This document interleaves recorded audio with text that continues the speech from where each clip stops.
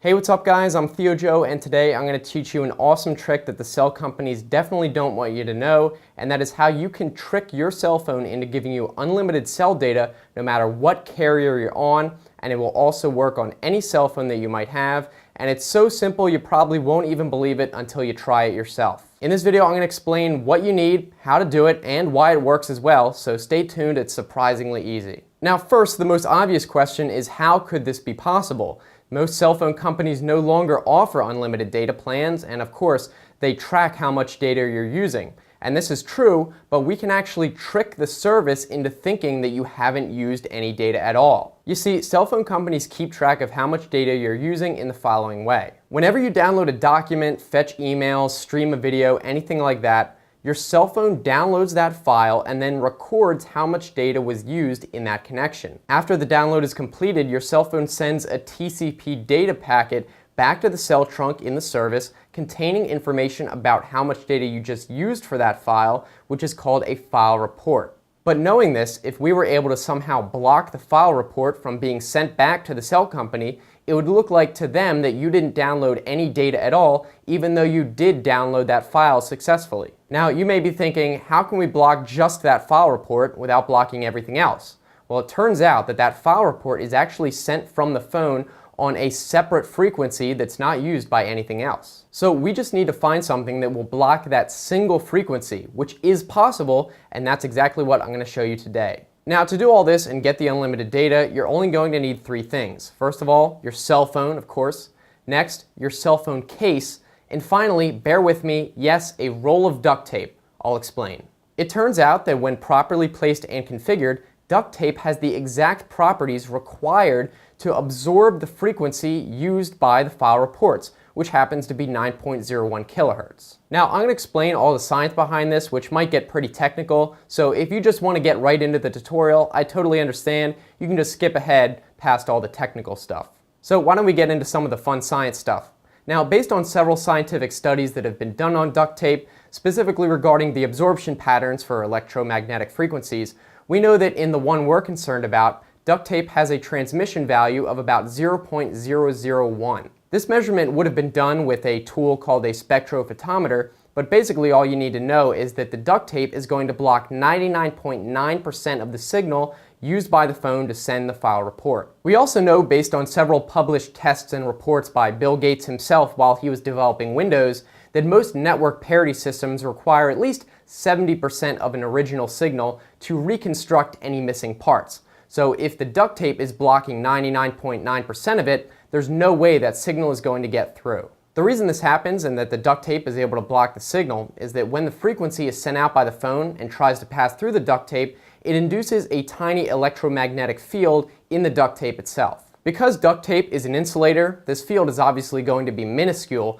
but it does create what are called eddy currents, which are essentially small electrical currents that exist within a planar material, such as a piece of tape, instead of a wire. As the phone tries to send the signal, it may detect that it's not getting through and is being blocked, which means the phone may try to send it at even higher power. But as that higher power is amplified, the eddy currents within the duct tape are also amplified, further strengthening the blocking abilities of the duct tape, so nothing gets through no matter how strong the phone broadcasts. Now, this special property that exists in the duct tape is because of the hexagonal lattice of the tape's adhesive, but we're not going to go that deep into the science today, unfortunately. The short summary is that duct tape is able to block a very small number of random frequency bands, most of them useless, but 9.01 kilohertz is one of them, and we could take advantage of that. There are actually a few other materials that are able to block the 9 kilohertz spectrum, but duct tape is by far the cheapest and the most convenient, unless, for example, you want to go out and buy some pure strips of platinum.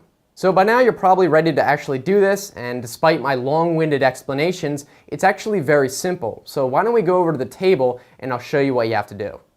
Alright, so once you have everything together, your duct tape, the phone, and the case, all you need to do is create a strip of folded duct tape that's about the same size as the phone. So let me show you what I mean.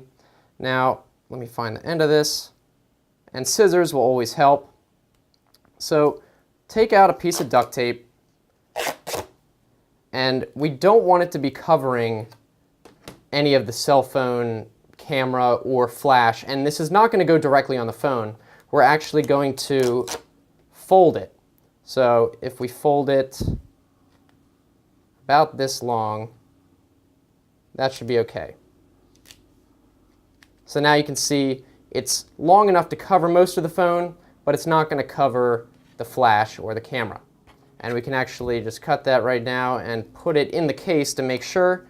Perfect length. So now this is going to be covering a majority of the phone, but not the important parts.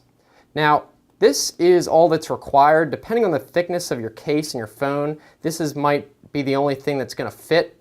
But if you could add more strips and layers, that will always make it more efficient. So it might work better if you add more layers. So let's just add a couple more layers, and we can just do that by putting it on like that and folding it over.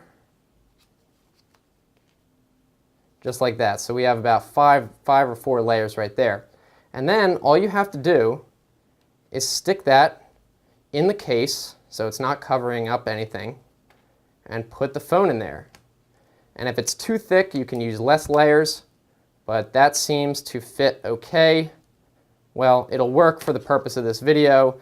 Probably need to take off a couple layers, but you get the idea.